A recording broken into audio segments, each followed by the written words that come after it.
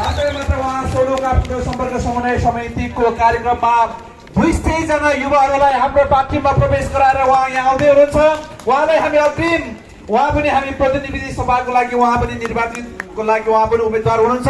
उहाँलाई हामी अग्रिम विजयको निम्ति हार्दिक शुभकामना बधाई दिँदै आजको यो रामेछाप काठमाडौँ सम्पर्क समन्वय समितिको कार्यक्रममा उहाँ हाम्रा आजका कार्यक्रमका प्रमुख अतिथि नेपाली कम्युनिस्ट पार्टीका संयोजक कमरेड पुष्पकमल दाहालज्यूलाई प्रमुख अतिथिको आसन ग्रहणको निम्ति हार्दिक अनुरोध गर्न चाहन्छु।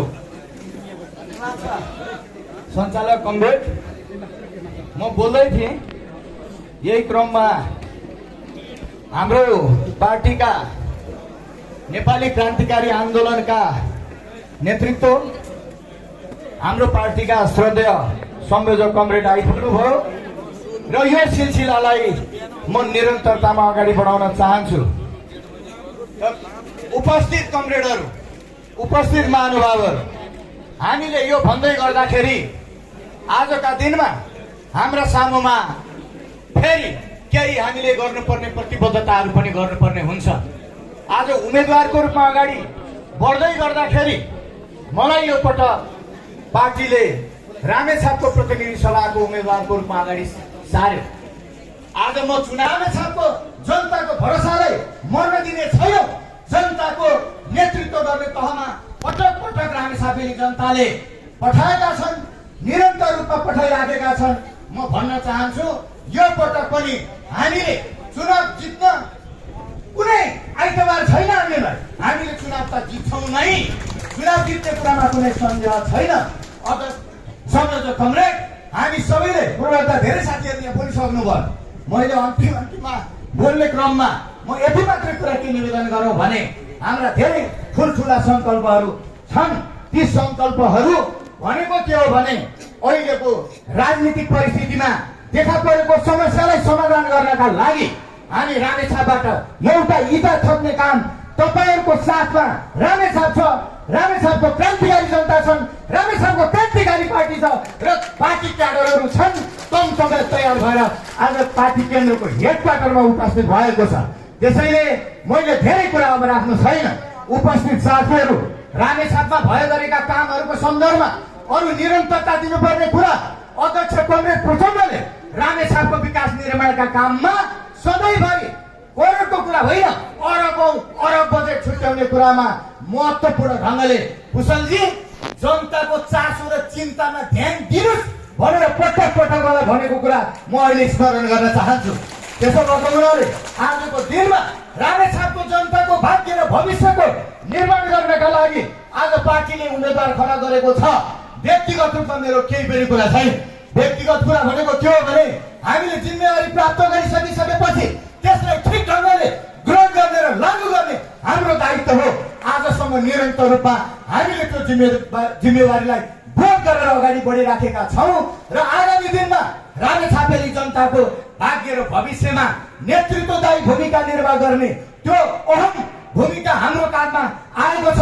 त्यो निरन्तर रूपमा गर्ने प्रतिबद्धता सहित त्यहाँका विकास निर्माण सबै क्षेत्रको, एउटा मात्र क्षेत्र होइन, पर्यटन, कृषि, सडक सञ्जाल, विद्युतीकरण त भइ नै सकेको छ। जनताको आशा र भरोसालाई मर्न दिने छैन। धन्यवाद। धन्यवाद। आफ्नो प्रतिबद्धता मन्तव्यको परिणत गर्ने छैन। यो उद्घोषणसँगै आजको यो सभालाई सम्बोधन गरिदिनुको लागि हाम्रा आजका कार्यक्रमका प्रमुख अतिथि उहाँ अत्यन्तै व्यस्त हुनुहुन्छ। यसपछि पनि उहाँ अर्को कार्यक्रममा जानुपर्ने भएको हुँदा उहाँलाई सम्बोधन गर्नको लागि म हार्दिक अनुरोध गर्दै अहिलेको लागि आउँदै हुनुहुन्छ नेपाली कम्युनिस्ट पार्टीका संयोजक आजका कार्यक्रमका प्रमुख अतिथि पूर्व प्रधानमन्त्री पुष्पकमल दाहाल प्रचण्डज्यूलाई सम्बोधनको निम्ति हार्दिक अनुरोध गर्न चाहन्छु। प्रदर्शन तपाईहरूले यो अभियानमा गरिसक्नु भएको छ र यसले विजयलाई सुनिश्चित बनाउने दिशातिर अगाडि बढाइसकेको छ। म तपाईँ सबै कमरेडहरूलाई पनि जो यहाँ उपस्थित हुनुहुन्छ तपाईहरूलाई पनि बधाई र धन्यवाद भन्न चाहन्छु। यसमाथि पनि हामीले टिकट वितरणको क्रममा कमरेड माधव कुमार नेपाल र मैले असाध्यै गम्भीरतापूर्वक छलफल गर्दै जाँदा हिम बुढाथोकीजी र सरलजीको कुशलजीको बारेमा अलि बढी छलफल भएको थियो। म होम बुढा ठेकीजीलाई पनि विशेष धन्यवाद भन्न चाहन्छु। तपाईले यो निर्वाचन परिचालन कमिटीको संयोजकको हैसियतले यसलाई सफल पार्ने जो प्रतिज्ञा गर्नुभएको छ, तपाईप्रतिको विश्वास पार्टी हेडक्वार्टरको अझ बढेको छ। तपाईहरुलाई विशेष धन्यवाद पनि भन्न चाहन्छु। म विभिन्न रूपमा त्यो पुगेको पनि थियो हेडक्वार्टरमा। ती सबै कमरेडहरूलाई पनि अहिले अरु सबै कुरा बिर्सेर तारा चुनाव चिन्ह हेर्ने, ताराको विजय हाम्रो लागि, नेपालको लागि, पार्टी र आन्दोलनको लागि धेरै महत्त्वपूर्ण छ। यो निर्वाचन हामी सामान्य निर्वाचनमा सहभागी हुँदै छैनौं। जेन्जी आन्दोलन पछिको असाधारण परिस्थितिमा हामी समेतको सहजीकरणबाट अन्तरिम सरकार र निर्वाचन घोषणा गराइसकेपछि यो प्रक्रियामा हामी सामेल छौं। यो परिस्थितिमा यो निर्वाचनलाई सफलतापूर्वक सम्पन्न गराउने र यो निर्वाचनबाट एउटा नयाँ नतिजा सहित राष्ट्रको एकता र समृद्धिको सुशासनको अभियान अगाडि बढाउने सपना हाम्रो सपना हो। तपाईं हामी सबैलाई थाहा छ, जेन्जी आन्दोलनपछि राष्ट्र जुन संकटको स्थितिमा देखा पर्यो, त्यो परिस्थितिको सामना गर्नको लागि हामी एक्लै बसेर हुँदैन। देशका सबै वामपन्थी, देशभक्त, समाजवादी शक्तिहरू एक ठाउँमा केन्द्रित हुनुपर्छ भनेर नै हामीले नेपाली कम्युनिस्ट पार्टी निर्माणको प्रक्रिया अगाडि बढाएको हो। आज मलाई खुसी र गर्व छ। मलाई लाग्छ तपाईं हामी सबै पनि खुसी छौं। देशैभरि नेपाली कम्युनिस्ट पार्टीको पक्षमा जनमत दिन प्रतिदिन बढ्दैछ।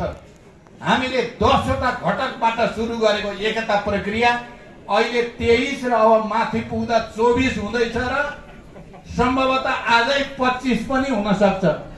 यो रूपमा हामी अगाडि बढेका छौं र एउटा विशाल शक्ति निर्माण हुँदैछ र यसले जनतामा पनि हाम्रो पार्टी प्रति, हाम्रो नेतृत्व पंक्ति प्रति एउटा नयाँ आशा र भरोसा जागेको छ। एकछिन अगाडि हामी सोलुखुम्बुको एउटा ठुलो कार्यक्रम, यस्तै कार्यक्रममा अलि लामो भयो, त्यहाँ सहभागी भएर म आउँदैछु। माथि झन्डै 2-2.5 घण्टादेखि कमरेडहरू पर्खेर बसिराख्नु भएको छ। हाम्रो रञ्जिता लगायतका कमरेडहरूले ल्याएको टिम। त्यसकारण मैले धेरै भन्नु छैन। रामेछाप वामपन्थीहरूको किल्ला हो, वामपन्थीको किल्ला रहिराख्ने छ, यो विश्वास म तपाईहरुको अगाडि व्यक्त गर्न चाहन्छु। अहिले श्याम श्रेष्ठ कमरेड कुशललाई तपाईहरुले अत्यधिक मतले विजयी गरेर पठाउनुहोस्। रामेछापको लागि के गर्न पर्छ, कुशलको लागि के गर्न पर्छ र तपाईहरुको लागि के गर्न पर्छ म जिम्मा लिन्छु। तपाईहरु अगाडि बढ्नुहोस्, विजयी गराउनुहोस्। अनि उहाँ केही समय राज्य मन्त्री हुनु भएको थियो, अब के बनाउन पर्छ भन्ने कुरा पनि हामी निदो गर्नेछौँ। त्यसकारण तपाईहरु सबैलाई लामो व्याख्या नगरी भन्न चाहन्छु, तपाईहरु विजयी बनाएर पठाउनुहोस्। बाँकी जिम्मा पार्टी हेडक्वार्टरको मेरो माधव नेपालजी हो। हामी अहिले संयोजक, सहसंयोजकको रूपमा छौं। हाम्रो यो जिल्लाप्रति र तपाईहरुप्रति म विश्वास गर्छु तपाईहरुले त्यो आशा अपेक्षा अनुसार आज यहाँ प्रदर्शित एकता, सबैको उपस्थिति आफै एउटा सम्बोधन हो। तपाईहरुले सम्बोधन गरिसक्नु भयो। तपाईहरु सबैलाई धन्यवाद, बधाई भन्दै बिदा हुन्छु। धन्यवाद, अभिवादन।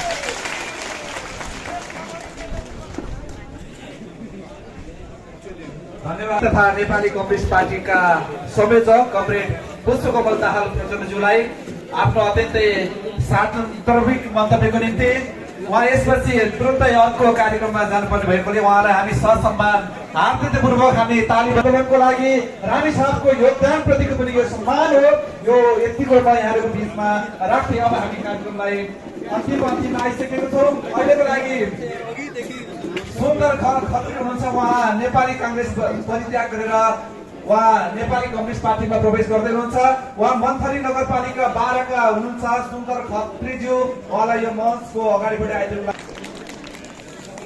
सुन्दर खत्रीज्यूलाई नेपाली कम्युनिस्ट पार्टीमा हार्दिक स्वागत अभिवादन गर्दै यो रामेछापको नेपाली कम्युनिस्ट पार्टीको जितको निम्ति उहाँको पनि अत्यन्तै योगदान रहनेछ भन्दै महिनादेखि कलेजो खराबी भई उहाँ उपचाररत हुनुहुन्छ। उहाँको उपचारको लागि धेरै खर्च लाग्ने भएको हुँदा उहाँको परिवारको तर्फबाट आर्थिक सहयोगको लागि अपेक्षा गरिएको छ। बिरामीको छोरा कविराज थापाको प्रवेश गर्नको लागि पनि आउँदै हुनुहुन्छ।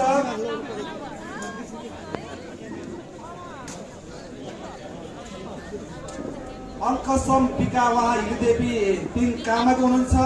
अङ्कसम पिका उहाँलाई पनि नेपाली कम्युनिस्ट पार्टीमा यो प्रवेशको अभियानमा उहाँलाई पनि प्रवेश गराइदिनुको लागि सहयोगी साथीहरूलाई अनुरोध गर्नको लागि म अनुरोध गर्न चाहन्छु। उहाँलाई सुनपति 3 हिलदेवीका हाम्रा पार्टीका वडा अध्यक्ष अभिषेक मोक्तानले लिएर आउँदै हुनुहुन्छ। उहाँलाई पनि हामी